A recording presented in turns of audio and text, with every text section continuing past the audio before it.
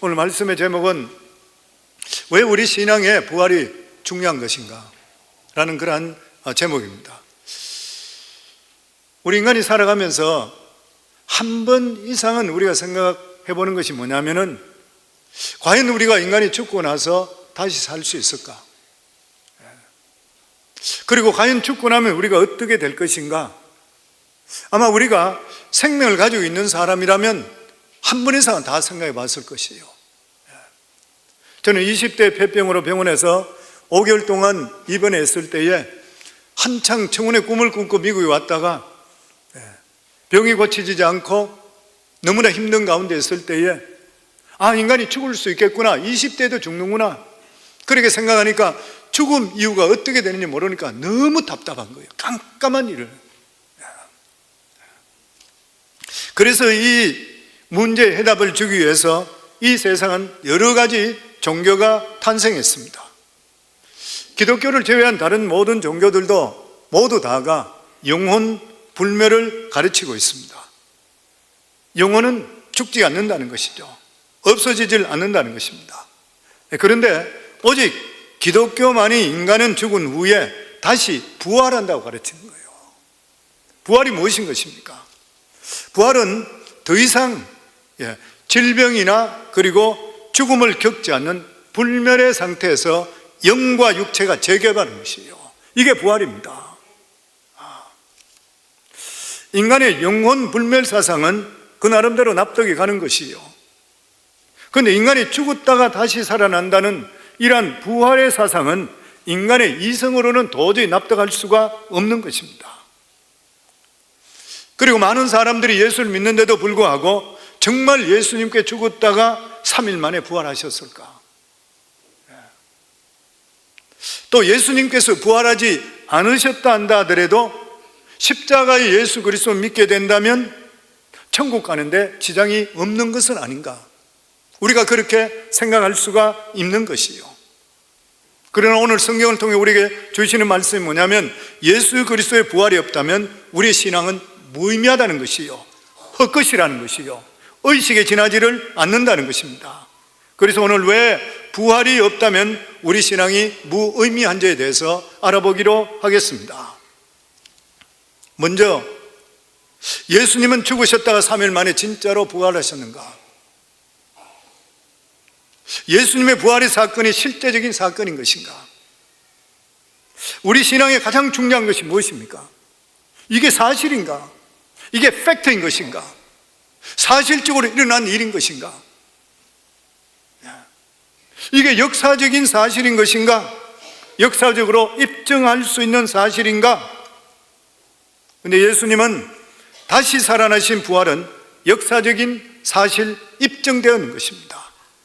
주님은 2000년 전 금요일 날 오전 9시에 십자가에 달리셨다가 오후 3시에 운명하시고 아리마대 요셉의 무덤에 들어가셨다가 토요일을 지나시고 주일날 아침 일찍 부활하셨습니다. 여기에 대해서 수많은 제자들이 증인입니다. 오늘 읽은 이 고린도전서에 보면 고린도전서 끝부분에 갔을 때에 사도 바울은 우리 그리스도인들에게 부활의 진리가 얼마나 중요하다는 것, 부활의 사실성에 대해서 강변하고 있습니다. 왜냐하면 그 당시 세월이 지나고 나서 사람들이, 그리고 또한 가르치는 잘못된 자들이, 실제로 하나님을 체험하지 못한 자들이, 지식만 있는 그러한 자들이 그들이 가르치기를 뭐라 가르치냐는 것 같으면은 실제로 부활이 있은 것이 중요한 것이 아니라 그냥 부활의 신앙을 갖는 것이 중요하다 그랬던 거예요. 말이 비슷한 것 같지만 엄청난 차이가 나는 것이에요. 그래서 사도 바울은 아니라는 것이에요. 부활 신앙은 부활이라는 사실에 기초하는 것이지 사실에 기초하지 않는 부활은 사기라는 것이에요. 말이 안 된다는 것이에요. 이것은 그 당시에 헬라 철학이 들어와가지고 영은 선하고 육체는 악하다는 것 때문에 돌았던 그러한 것들이에요.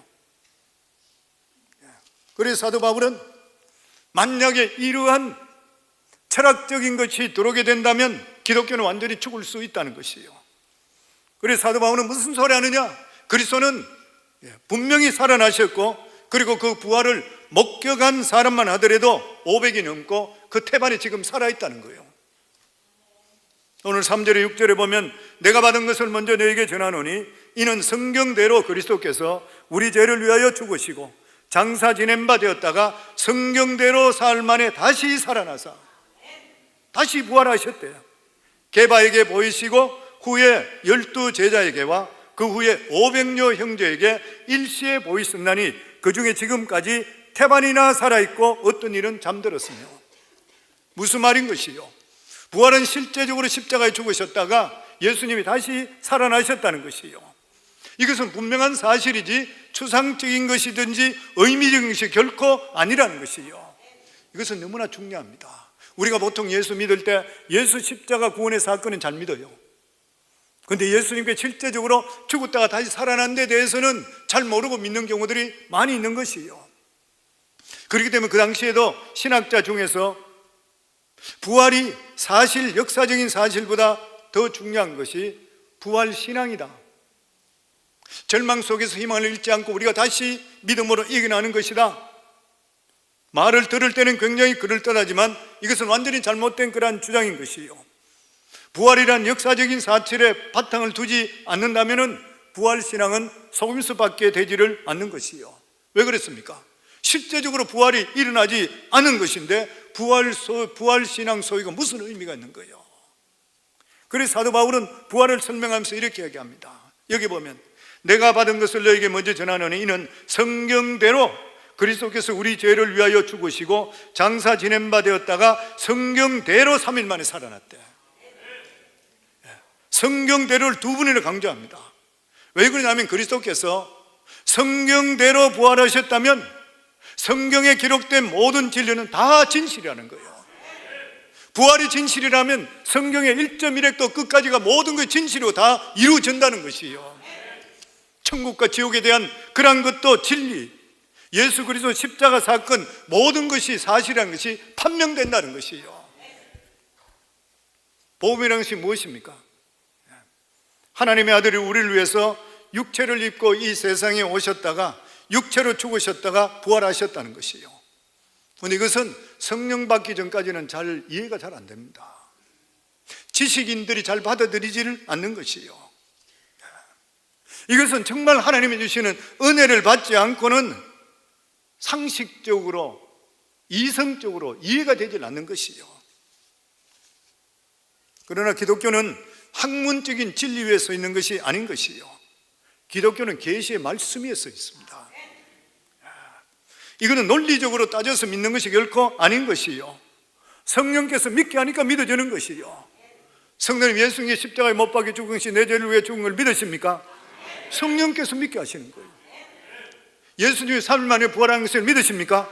성령께서 말씀하는 거예요. 성령이 우리를 믿게 하시는 것이에요.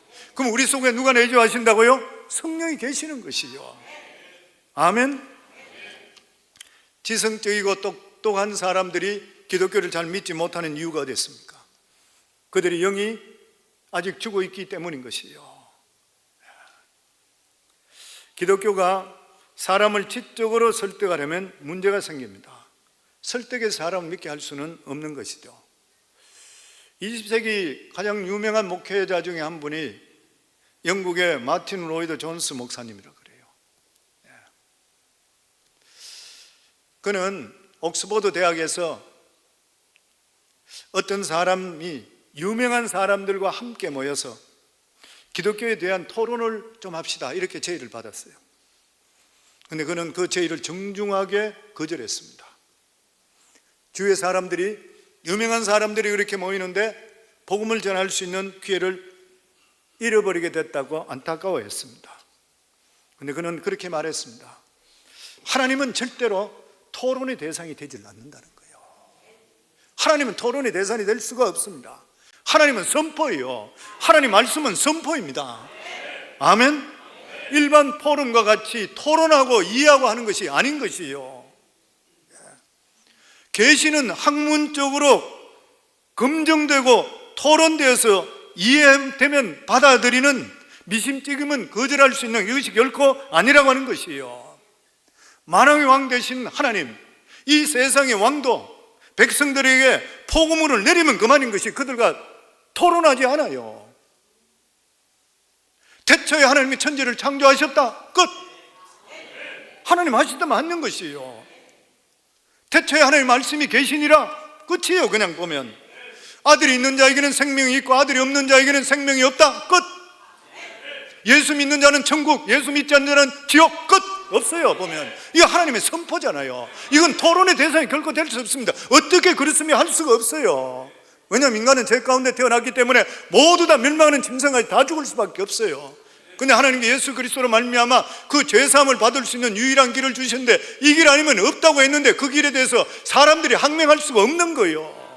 그건 창조주한테 달리는 것이잖아요. 그래서 사도 바울은 자신도 이 부활에 대해 정인이라 그랬습니다. 7절부터 보면 그 후에 야고보에게 보이셨으며 그 후에 모든 사도에게와 맨 나중에 만삭되지 못하여 난 자 같은 내게도 보이셨느니라. 나는 사도 중에 지극히 작은 자라 내가 하나님의 교회를 핍박하였으므로 사도라 칭함을 받기에 감당치 못할 자니라. 여기 보면 그 후에 부활하신 후에 야고보에게 보였다고 그래요. 야고보가 누구예요? 예수님 동생이잖아요. 살아있을 때는 안 믿었습니다. 동생이, 형님을. 어느 날 형님이 메시아라 그래 안 믿었어요. 근데 예수님께 죽으시고 십자가에 못 박힌 거 분명히 눈으로 봤는데 죽으시고 3일 만에 다시 부활하신 것을 보고 나서 예수님이 하나님의 아들 메시아를 그때 비로소 믿게 됐어요. 성도님 무엇보다도 예수 만난 우리들이 정인이지 않습니까? 사도 바울이 자신의 일생을 모두 내어 걸고 복음을 전한 이유가 됐습니까? 다메섹 도상에서 부활하신 예수 그리스도를 만났기 때문인 것이요. 나 같은 자가 어떻게 목사가 되어요? 살아계신 주님을 만났기 때문인 것이요. 그렇기 때문에 이 신앙이라는 것은 신학자들의 토론 대상이 되는 것이 아닌 것이요. 눈으로 보고 손으로 만진 사실인 것이요. 그런데 사람들이 이것을 상식적으로 우리가 이성적으로 이해가 되지 않을 때는 추상적으로 믿으려고 그래요. 그러나 예수님은 2000년 전에 사망 권세 깨뜨리시고 부활하셨습니다. 아멘. 그럼 만일 예수님께서 부활을 하시지 못했다면 어떻게 될 것인가? 오늘 사도 바울은 우리의 믿음도 없으시고 여전히 죄 가운데 있게 된다고 그랬습니다. 그리스도께 만일 다시 살아나지 못하셨으면 우리가 전파하는 것도 없것이요 또 너희 믿음도 없것이며 예수님께 죄의 대가를 통해서 십자가에 못 박혀 죽으셨어요. 죽음의 감옥에 들어가셨어요. 죄를 이기시고 해결되셔야지 죽음의 감옥에서 다시 나올 수가 있는 것이요. 이것이 만약 해결되지 못한다면 죽음에 다시 살아날 수가 없는 것이요. 예수님은 모든 인간을 대신해서 십자가에 올라가 심판받고 운명하신 이에 무덤으로 들어가셨습니다. 만일 예수님께서 죽으시고 무덤 안에 그냥 남아있다면 예수님께서 피 흘리시고 죽으신 십자가의 사건은 헛일밖에 되질 않는 것이에요. 왜냐하면 죽음은 무엇입니까? 죄에 대해서 형벌이기 때문에 그래요. 죄에 대해 형벌받아서 죽어버리고 죄에 대한 형벌에 대한 해결책이 없다 그러면 예수 그리스도도 마찬가지로 우리의 메시아가 될 수가 없는 것이에요. 그래서 그렇게 이야기하죠. 빚을 사람이, 채무를 안고 있던 사람이 감옥에 들어갔을 때에 그 빚을 해결하지 않고는 감옥에 나올 수가 없다고. 마찬가지로 예수님께 무덤에 들어갔을 때에 인간의 모든 죄를 청산하셨다는 것을 보여주는 사건이 뭐냐면 부활로 증거되는 거예요. 그러나 만일 예수님께서 이 죽음의 무덤에서 나오지 못했다면 인간의 죄를 청산하지 못했다는 거예요. 그렇다면 소위 예수 믿는 사람이 이 세상에 가장 불행한 존재라는 것이에요. 그래서 사도 바울은 만일 그리스도 안에서 우리가 바라는 것이 다만 이 세상의 삶뿐이면 모든 사람 가운데 우리가 더욱 불쌍한 자니라. 기가 막힌 말이잖아요. 예수 믿는 사람은 내세를 바라보면서 이 세상의 육신의 정욕, 안목의 정욕, 이생의 자랑 이것과 피 흘리는 싸움을 벌이잖아요. 저도 그렇고 성도님도 그렇잖아요. 하고 싶은 게 얼마나 많아요. 놀고 싶은 많고 가고 싶은 데도 많고 얼마든지 가고 싶어요. 하고 싶은 게 많아요. 그런데 우리가 이런 것들을 절제하잖아요. 믿음으로 살기 위해서. 근데 이러한 쾌락을 우리가 절제하며 살아본들 이후에 아무런 대가나 보장이 없다 그러면 더 이상 불행한 일이 어디 있겠냐는 거예요. 만약 죽음으로 끝나면 사후에 눈물도 없고 근심도 고통도 이별도 없는 그곳에서 주님과 영원히 살 수 있는 보장이 없다면 이 세상에서 의롭게 살 필요가 어디 있냐는 거예요. 사기를 치든 뭐를 하든 간에 내가 돈 많이 벌고 내 마음대로 하고 내가 사람들한테 떵떵거리고 사는 이상 더 좋은 게 어디 있는 거예요. 하나님께 교회일이 주일날 나오고 새벽기도 나오고 토요일도 나오고 있는 돈 없는 돈 하나님께 건축원금으로 10의 1조를 바치고 미친 짓이잖아요. 상식적으로 안 맞는 말이에요 이거는. 그런데 어떻게 됐어요? 예수님이 다시 살아나셨어요. 예수님 무덤에서 나오셨어요. 사망권세 깨뜨리시고 부활하신 것이에요. 한마디로 이야기하면 예수님께서는 인류의 모든 죄를 청산 다 하시는 것을 증명하신 것이 부활인 것이에요. 이 세상의 부활은 예수 그리스도밖에 없습니다. 아담 이후로 죽어서 다시 살아난 자는 아무도 없는 것이에요. 스가모니, 공자, 무하메드 죽은 이에 아무 소식이 없어요. 왜 그래요? 자기 죄가로 죄값을 치르고 죄가 해결되지 않았기 때문인 것이에요. 다른 종교에 대해서 이야기가 좀 죄송하지만 성철 스님 같은 분 얼마나 오랫동안 한국서 최고의 스님이라 그러잖아요. 원효대사 이후로. 그런데 그가 마지막 열반송 때 마지막 유언 말을 할 때에 영안이 열리게 되잖아요. 자기 자신에 대한 것도 쭉 이야기하고 나중에 가는 석가는 큰 도적이요 달마는 작은 도적이라. 석가와 미타는 뜨거운 샘물을 마시고 있고 그리고 아나는 무샘물을 마시고 있다고 그랬어요. 지옥에서 그걸 보여주는 것이에요 보면. 그런데 예수님께서는 무덤에 들어가셨다가 3일 만에 다시 부활하심을 통해 우리의 모든 인류의 죄를 청산하셨습니다. 그렇지만 이 세상의 다른 종교 지도자들은 죄에 대해서 다 패배해버렸던 거예요. 그렇기 때문에 오직 예수 그리스도만이 죄에 대한 문제의 해답인 것이에요. 그래서 예수님은 오늘도 우리들에게 말씀하십니다. 예수 그리스도에 내가 곧 길이요 진리요 생명이니 나로 말미암지 않고는 아버지께 올 자가 없느니라 하실 분은 예수님밖에 없는 것이에요. 베드로도 외쳐서 말하기를 천하 인간에게 구원받은 말은 다른 이름을 우리에게 주신 적이 없다 그랬는 것이에요. 예수님만이 우리 죄를 위해서 죽으시고 그 죄에 대해서 청산을 부활로 우리에게 보여주셨기 때문에 오늘날도 누구든지 예수 그리스도를 믿는 자는 남녀노소 분부 귀천 가련 없이 모두 다 우리가 정말 죄 가운데 있고 버림받아야 마땅한 아무것도 아닌 존재지만 예수 그리스도 보혈 때문에 하나님께서 우리를 건져주시게 되어 있는 것이에요. 부활을 믿으십니까? 그렇다면 우리 생사가 해석이 분명해집니다. 진짜 부활을 믿는다면 예수 그리스도께서 인간으로 이 세상에 오셨다가 죽으셨다가 부활하심을 통해 우리 인간의 생사가 해석이 되는 것이요, 예수께 죽으셨다가 다시 살아나심을 통해 사람의 죽음 건너편에 영원한 것이 있다는 것을 실증하신 거예요. 예수님의 부활을 통해 하나님 말씀을 믿지 않는 자는 사망의 부활로, 그리고 믿는 자는 영광의 부활로 다시 부활되는 것이에요. 그러므로 예수님의 부활을 믿는 우리들은 죽음은 하나의 우리 삶 속의 과정이 됩니다. 죽었다가 다시 깨어나게 될 때, 죽는구나 했을 때 순간적으로 내 몸이 빠져나가고 깨어나게 될 때 주님 품에 있게 된다고 하는 것이에요. 그래서 성경에 보면 그리스도의 죽음을 잠자는 거라 표현했습니다. 왜 잠자는 거라 그랬어요? 잠자는 것은 깨어날 것을 염두에 두기 때문에 그래요. 염두에 두기 때문에. 그리스도인의 죽음이라는 것은 부활의 날 일어날 것을 전제로 하고 흙으로 돌아가는 것입니다. 그래서 데살로니가 전서에는 보면은 사도 바울이 그렇게 이야기합니다. 너희 믿는 자들의 죽음은 불신자들과 같이 너무 그렇게 슬퍼하지 말라. 슬퍼하지 말래요. 믿지 않는 자들은 죽으면 끝이에요. 지옥 가기 때문에. 근데 우리 믿는 자들은 천국에서 다시 만나게 되잖아요.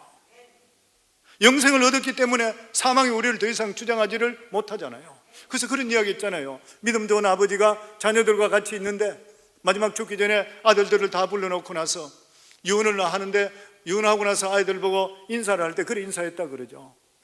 단 아이들 보고 나서 모두 다 See you later, 나중에 다시 보자. 근데 막내 아들 보고는 Bye, Goodbye. 아들이 깜짝 놀라요. 아버지, 다른 형제들 보고는 전부 See you later, 나중에 보자 그러는데 왜 나보고는 Bye 그래? 다른 형제들은 예수 믿기 때문에 천국에서 나중에 보지만은 너는 예수 안 믿기 때문에 지금 보는 것이 마지막이니까 Bye라는 것이죠. 굉장히 충격받게 됐다는, 그 아버지 그 말 때문에 예수 믿게 됐다는 것이죠. 사랑하는 성도님들, 우리 모두 다는 언제 죽든지 간에 See you later가 될 줄 믿습니다. 아멘. 우리가 죽게 되는 것은 다만 천국에 살기에 합당한 몸으로 변화된 몸을 입어야 되는 것이요, 예수 그리스도 강림시에 살아있는 사람 외에는 죽음을 모두 다 겪게 다 되어 있는 것입니다. 그런데 예수 그리스도의 강림시에 부활해서 변화된 몸을 갖게 된다 그랬습니다. 고린도전서 15장 50절로부터 기록된 게 이렇게 되어 있습니다. 형제들아, 내가 이것을 말하노니 혈과 육은 하나님 나라를 이어받을 수 없고, 혈과 육은 하나님 나라를 못 이어받는데요, 죽어야 돼. 또한 썩은 것은 썩지 않은 것을 유업으로 받지 못하니라. 보라, 내가 너에게 비밀을 말하노니 우리가 다 잠잘 것이 아니요 마지막 나팔에 순식간에 홀연히 다 변화되리니, 나팔 소리가 나며 죽은 자들이 썩지 아니할 것으로 다시 살아나고 우리도 변화되리라. 이 썩은 것이 반드시 썩지 아니할 것을 입겠고 이 죽을 것이 죽지 아니함을 입으리라. 변화되는 몸은 썩지 않는 몸, 죽지 않는 그런 몸인 것이요, 기이하고 놀라운 영원한 몸으로 변화되어 일어나는 것이요, 부활에는 이렇게 우리 몸이 바뀌는 것이요. 여기 대해서 예수님께서 삼복음서, 요한복음의 삼복음서에서 우리가 잘 알고 있듯이 어느 마을에 칠형제가 있는데,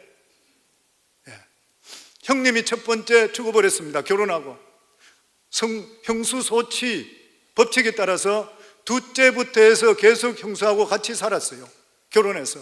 그런데 일곱 형제가 한 여인과 살고 다 죽어버렸어요. 그럴 때 부활을 믿지 않는 사두개인들이 예수님과 도전합니다. 이런 일이 생겼다 그러면은 여자는 하나요 남자는 일곱이면 대간절 이 부인은 누구의 아내가 됩니까? 상식적으로 들어볼 때에 이해가 되는 일이잖아요. 근데 예수님이 뭐라 그랬습니까? 마태복음 22장 29절부터 보면 예수께 대답하여 이르시되 너희가 성경도 하나님의 능력도 알지 못하는 거로 오해하였도다. 부활할 때는 장가도 아니 가고 시집도 아니 가고 하늘에 있는 천사들과 같으니라. 우리가 죽게 돼서 나중에 부활할 때는 우리 몸이 천사와 같은 몸을 입게 되는 것이요, 우리가 가지고 있는 이 몸으로 부활하는 것이 아니라는 거예요. 영원히 죽지 않고 병들지 아니하고 늙지도 않는 완전한 새로운 육체를 물려받는 거예요. 부활은 죽기 전의 상태로 돌아가는 것을 말하지 않습니다. 죽었던 사람이 다시 살아나는 건 소생이잖아요. 소생입니다. 소생은 죽은 자가 죽기 전의 모습으로 다시 살아나는 거예요. 우리가 잘 알고 성경에 나오는 나사로 나흘 만에 다시 살아났습니다. 부활한 거 아니잖아요. 소생입니다. 야이로의 딸이 다시 살아났습니다. 나인성의 과부 아들이 살아났어요. 욥바의 도로가가 살아났어요. 이 사람들은 모두 다 죽었다가 다시 살아났는 것, 자기 육체를 그대로 입고 있는 것, 소생이에요. 이들은 영원히 사는 것이 아니라 다시 나이 들면 병들고 힘없어서 죽게 되는 것이에요. 부활이라는 무엇이에요? 완전히 다른 몸을 입는 것입니다. 우리가 완전히 다른 몸이에요. 부활은 일단 완전히 죽었다가 하나님의 능력으로 살아나는데, 그때는 예수님처럼 완전한 새 몸을 입게 되고 시간과 공간의 제약을 받지 않게 돼요. 예수님 부활하신 후에 제자들에게 나타나실 때 문이 닫혔는데도 그냥 들어오시는 거예요. 우리도 똑같아지는 것입니다. 그리고 부활했을 때는 늙은이도 아니고 어린아이도 아니고 가장 아름다운 모습이 돼요. 성도님, 저하고 나중에 천국에서 만나볼 때는 지금 내 모습이 아닐 거예요. 저는 기도 제목 중에 뭘 기도하냐면은, 하나님, 제가 영적으로 에너지가 충만할 수 있는 37세의 나이가 되게 하소서. 저는 37살에 예수님 만났어요. 저는 그 감격을 잊지 못하고 지금까지 계속적으로 기도하는 게 그거예요. 하나님의 영으로 충만하게 하소서.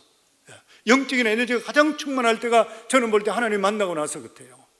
그리고 두 번째로 제가 하나님, 이제는 나이도 점점 들고 있지만 제 육체가 강하게 해주소서.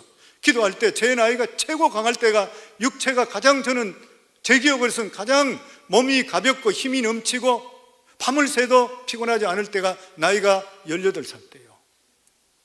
천국에 만나면 18살이 제 모습 볼 줄 믿습니다. 우리 성도님들, 우리가 이게 부활이 얼마나 감사한 일인지 모르지만 예를 들어 생각해 보세요. 내가 천국에 소생했는 대로 만난다 그러면은 눈이 한쪽 멀은 분은 애꾸로 그냥 나와야 돼요. 다리가 한쪽이 없어진 분은 다리 한쪽이 없어서 나와야 되는 거예요. 화상 입은 사람은 화상 입은 채로 나타나야 돼요. 그런데 그게 아니라, 소생이 아니라 부활은 하나님께서 우리의 가장 아름다운 모습으로 보여줘요. 그래서 수많은 사람이 죽었다가 다시 살아났는 사람들, 임사 체험했던 사람들이 이구동성으로 천국 가 봤을 때는, 그 상대편 사람들을 봤을 때는 얼굴들이 그렇게 밝고 해같이 잘생겼더래.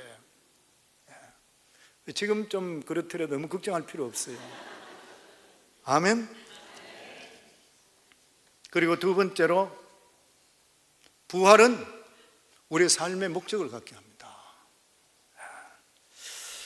물질 만능 시대에 살고 있는 우리들은 어디서 와서 어디로 가는지 모르고 순간적인 쾌락에 몸을 맡기고 살아가요. 우리 인생이 뭔지 잘 모르고 그냥 살아가요. 되는 대로 살아가요. 야고보 4장 14절을 보면 내일 일을 너희가 알지 못하는도다. 너희 생명이 무엇이냐? 너희는 잠깐 보이다가 없어지는 안개니라. 우리 인생이 안개래요. 잠언 27장 1절에 보면 너는 내일 일을 자랑하지 말라. 하루 동안에 무슨 일이 일어날는지 네가 알 수 없습니다. 진짜 그렇잖아요. 정말 그렇습니다. 우리 삶에. 그래서 우리 인생은 행인과 같고 나그네 같아요. 행인과 나그네가 이 세상에 살면 자기가 여인 속에 구하든 모텔에 구하든 뭐 호텔에 하든 하룻밤 자는 거 그렇게까지 심각하게 생각하지를 않는 것이요. 우리 인생은 우리가 짓고 나면 영원한 것이 있다고 생각하기 때문에 예수님께 우리에게 말씀하신 대로 예수께서 이르시되 내가 곧 길이요 진리요 생명이니 나로 말미암지 않고는 아버지께로 올 자가 없느니라. 이것을 외치는 것이 우리 삶의 중심이 될 수가 있어야 돼요. 그래서 우리들의 자녀들에게 가르쳐야 된다는 거예요. 우리가 자녀들에게 선교 차원으로 우리 교회에서 부르짖는 이유가 어디 있는 것이에요? 세상에 어떤 것도 영원한 것이 없는 거예요. 우리의 생명도 재물도 학식도 건강도 영원하지 않는 것이에요. 여기에 대해서 전체 간주라고 다 투자하게 되면 나중에 실망할 수밖에 없는 것입니다. 이 세상에 살아가면서 어떻게 하면 언젠가 주님 앞에 서게 될 때 주님께 인정받을 수 있게 되는 것인가? 하나님 없는 성공은 성공 같지만 실패인 것이요. 하나님 있으면 어려움, 실패 같지만 결과적으로 하나님께 성공적인 삶을 살게 만들어 주시는 것이요. 왜냐하면 모든 복은 하나님께로 오기 때문인 것입니다. 사무엘상 2장 6절에 보면 여호와는 죽이기도 하시고 살리기도 하시며 서울에 내리기도 하시고 거기에 올리기도 하시는도다. 하나님이 우리의 주인 되시는 것이요, 하나님만이 우리의 복이 되시는 것이요, 하나님만이 우리를 살리시는 분인 거예요. 하나님만이 우리의 주인 되시는 거예요. 이걸 우리만 가지고 있고 있는 뿐만 아니라 우리 자녀들, 우리 후손들에게 끊임없이 외쳐야 돼요. 왜냐하면 복을 주시는 분은 우리가 주는 것이 아니라 하나님이 주셔야 돼요. 그리고 우리가 진실로 부활을 믿고 영생을 믿게 된다면 모든 공포에서 자유롭습니다. 지난번에 어떤 책을 읽었는데 청년 사역을 하는 그런 목사님이요. 그런데 20대 청년들이 가지고 있는 문제 가운데 심각한 문제가 5가지를 꼽는데 그 중에 첫 번째가 뭐냐면 공포래. 저는 깜짝 놀랐어요. 20대가 무슨 공포를 그래 가지고 있나? 겁없이 살 것 같은 그런 젊은이들에게 가장 큰 문제, 가장 고민하는 것이 두려움이래. 무슨 두려움이냐? 앞으로 학교 끝나고 직장 가서 어떤 직장을 가질 것인가? 젊은데도 불구하고 병이 들면 어떡하나? 암에 걸리면 어떡하냐? 젊은이가 그런 걱정한데 근데 얼마 전에 케이트 미들턴 그 왕세자 암 걸렸잖아요. 신문에 많이 나오고 했잖아요.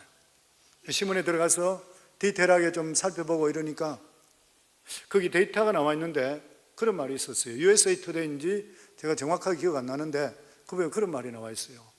1970년도 때보다 지금 현재 몇십 년은 지금이 40세 미만의 젊은 사람들의 암 발병률이 71%가 증가했다 그래요. 젊은이도 이제는 완전하지 않는 거예요. 보면은 무슨 이유인지 몰라요. 스트레스인지, 거기 보면 스트레스로 아니면 음식으로 아니면 환경 오염으로 뭔지 정확히 모른대요. 그러니까 젊은 사람들도 지금 이렇게 공포 속에 있대. 두려움 속에 있다는 것이에요.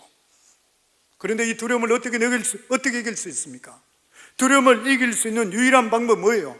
하나님 예수 그리스도의 온전한 사랑이 두려움을 물리친다 그랬어요. 그러니까 예수밖에 없는 것이에요. 보면 또 뿐만 아니라 죽음에 대한 공포에서 자유롭습니다. 철학자 키게르 케골은 그런 말을 했습니다. 인생이란 사형언도를 받은 죄수들이 감방에서 한 사람씩 사형장으로 끌려가는 것을 보면서 자기 차례를 기다린 것 같아. 너무 참 슬픈 그런 이야기죠. 근데 사실이잖아요. 사실인 것입니다. 한때 미국 주요 신문에 칼럼니스트고 상담사로 유명했던 분이 있는데 이분은 한 달에 1만 통 이상의 편지로 독자들에게 받는데요. 한 번은 기자가 찾아가서 그 10,000통이 넘는 편지들 가운데 가장 많은 사람들의 공통점이 뭐냐 그랬더니만 공포, 특히 죽음의 공포래요. 성도, 우리가 예수 모르면 죽음만큼 더 무서운 일이 있겠습니까? 그런데 부활을 믿는 사람은 죽음을 두려워하지 않습니다. 부활이란 무엇이요? 죽음을 전제하는 그런 말인 것입니다. 죽음은 무엇이요? 우리의 하나님에 대한 마지막 순종입니다. 마지막 순종이죠. 우리가 이 세상에 살아가면서 예수를 믿는다는 것은 작은 일부터 하나님께 맡기는 삶을 살아요. 우리들이. 우리 인생의 맨 마중에 맡기는 것이 무엇입니까? 자신의 영원한 생명이잖아요. 영원한 생명입니다. 예수님께서도 공생애를 끝나시고 십자가에서 마지막 하신 말씀이 무엇이에요? 나의 영혼을 아버지께 맡기나이다 그랬어요.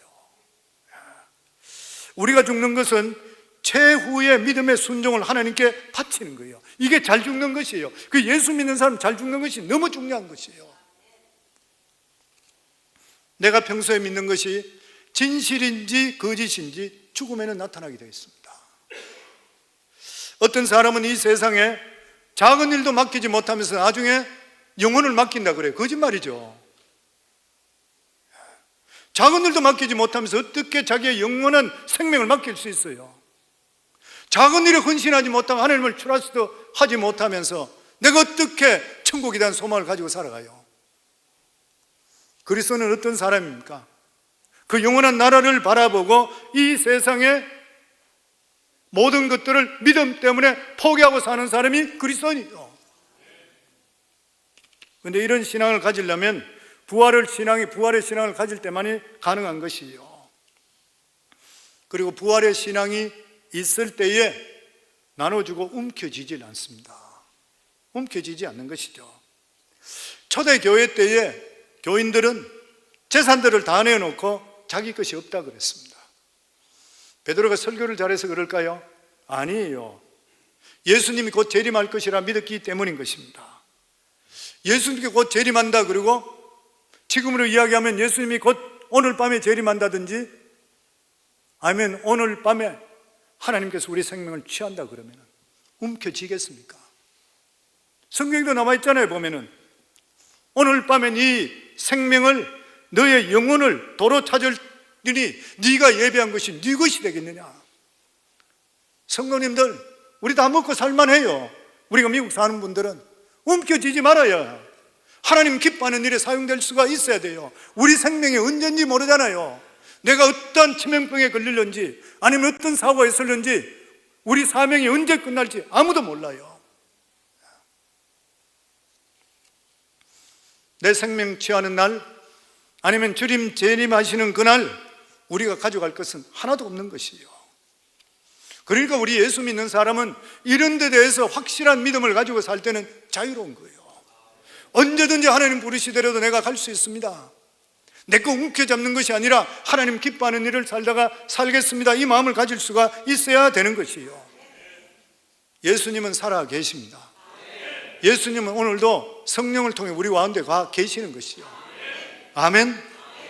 오늘도 수많은 사람이 부활하신 예수 그리스도 성령을 통해서, 예수 그리스도를 영접함을 통해서 변화받고 있습니다. 절망에서 소망으로, 슬픔에서 기쁨으로, 미움에서 용서로 병든 자들이 고침받게 되고, 더더욱이나 부서졌던 가정들이 고침받는 역사가 임하는 것이고, 타락했던 자녀들이 하나님의 은혜 속에 예수 그리스도 영접함을 통해 새롭게 변화되는 것이죠.